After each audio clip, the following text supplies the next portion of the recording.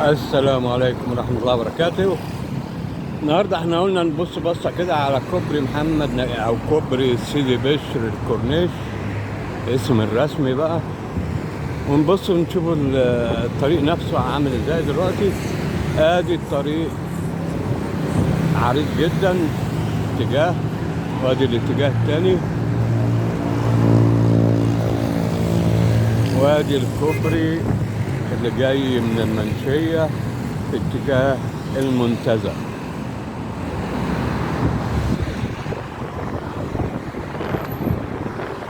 كنا صورناه مرة بالليل، قلنا نشوفه كده الصبح بيبقى في النهار، يعني بيبقى عامل ازاي. احنا دلوقتي قريب من المغرب اهو،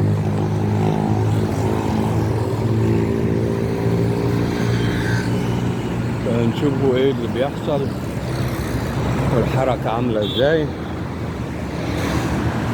حركة جميلة وسلسة، مفيش اي معوقات. هو بس اللي محتاجينه فعلا زيادة عدد إشارات المرور،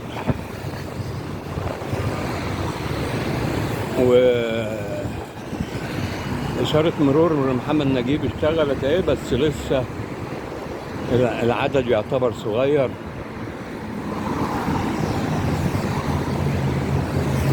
السكة في الناحيتين سلسة، طريق ماشي.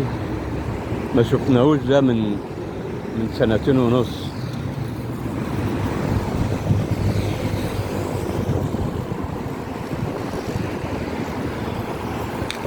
وطبعا السور بتاع الكورنيش ده ما بيفضاش لا ليل ولا نهار. بص عرض عرض الكوبرا دي بتاع 5 حارات.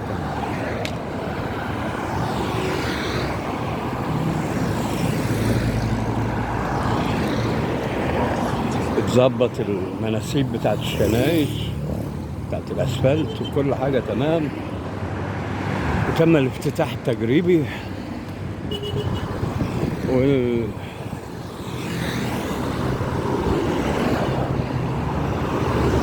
الترافيك ماشي كويس جدا، ماشي افضل مما يجب يعني عشان عدد اشارات المرور قليل، فالناس بقى مشكلة بقى لما بتيجي تعدي. زي ما قلنا قبل كده، معظم الترافيك هيعدي فوق الكوبري. هنا العدد قل كتير، يعني يمكن التلت اللي بيعدي من هنا، ويمكن اقل كمان. ما بيعديش من هنا غير طبعا العربيات الميكروباص اللي هي المشروع يعني، و اللي داخل بقى في اي شارع من الشوارع اللي هنا قبل منزل الكوبري.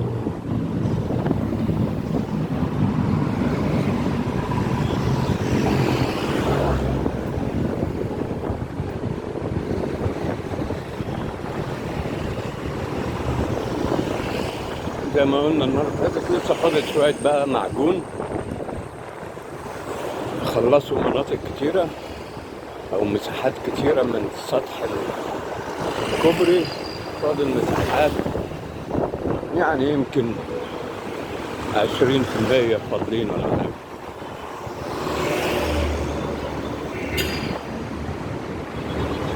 شوف أقل عدد العربيات اللي بتعدي من هنا قد إيه. آخر فيديو صورناه هنا كان الشارع ده مليان، وطبعا خارج من محمد نجيب برضه بيعدي من هنا، فده يعتبر طريق يسموه طريق خدمة يعني أو محلي. إنما فوق كله معظمه بيعدي فوق، يعني مش محتاج إنه ينزل على السطحي أو طريق خدمة، لأنه هو مش محتاج يخش في المنطقة هنا، يعدي على طول فوق. ومجرد بقى ما يتفتح محمد نجيب في اتجاه المنشية هيفتحوا المنفذ اللي تحت لا والله ده الإشارة يظهر لسه ما اشتغلتش. أنا عديت عليها مرة كانت شغالة، ممكن كانوا بيشغلوها تجريبي بقى. هيتفتح الاتجاه المنشية، وهيفتحوا اليوتيرن ده اللي قافلينه دلوقتي برضه عشان شغل المعجون والحاجات القليلة الباقية.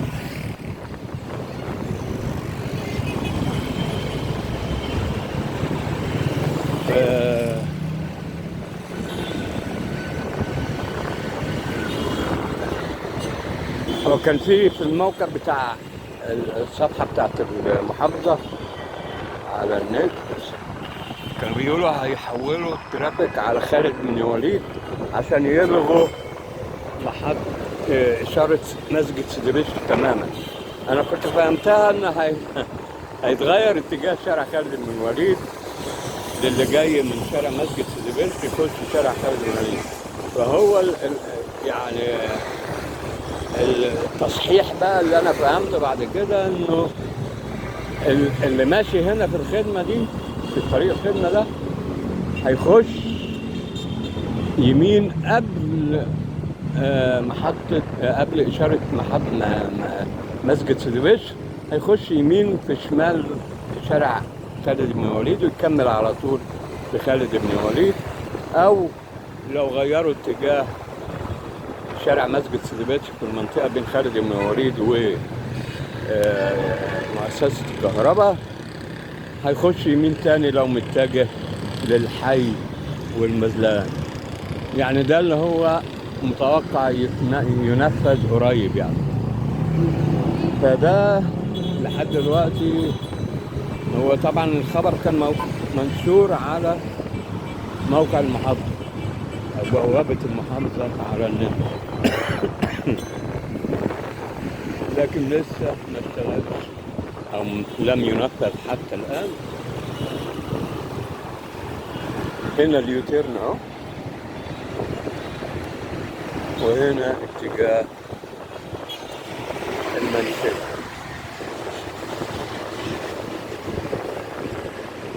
شوف العربيات قلت كتير ازاي هنا.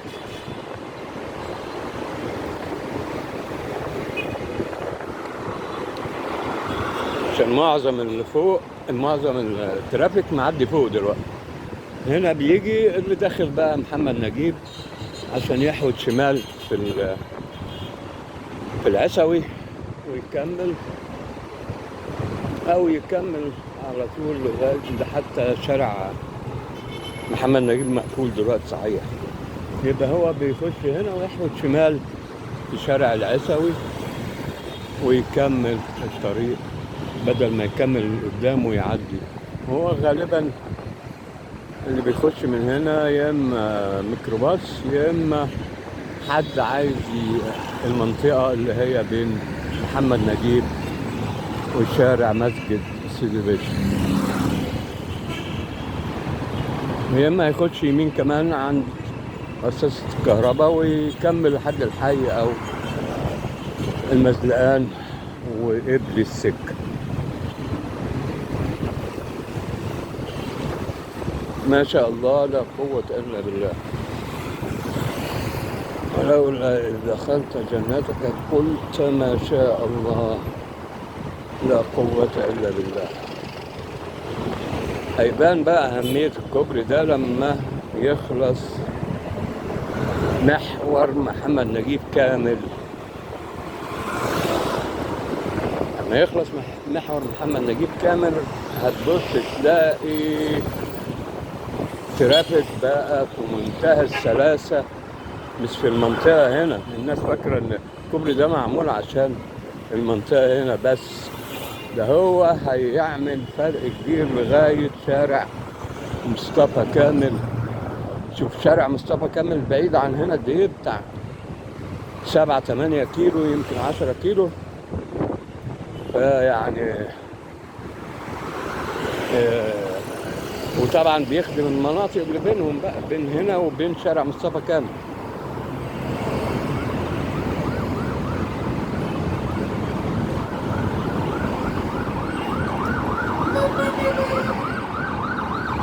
ولو من هنا من المنطقة هنا أو حواليها وعايز تطلع الساحلي، هتخش يمين في محمد نجيب، تاخد محمد نجيب لآخره عند مصطفى كامل، وتخش يمين وتعمل يوتيرن وتتجه في اتجاه المعمورة، وتخش في مدخل تقاطع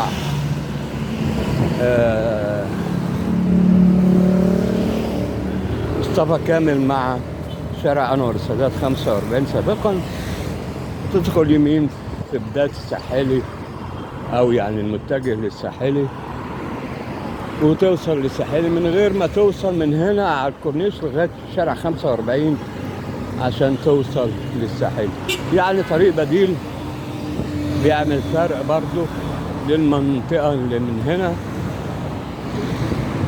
مثلا بيبقى عايز يخلص حاجة في السكة، مش محتاج بقى يروح لحد 45 ويرجع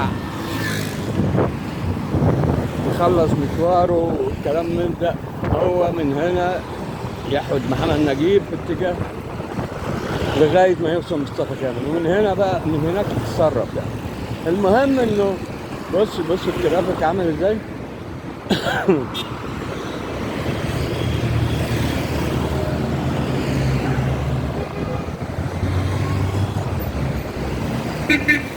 عشان نقرب شوية عشان نجيبوا اللافتات اليوفط بتفاصيلها يعني. ده السطحي، محور محمد نجيب السطحي، والكوبري محور أنور السادات شارع 45 سابقا، والمنتزه.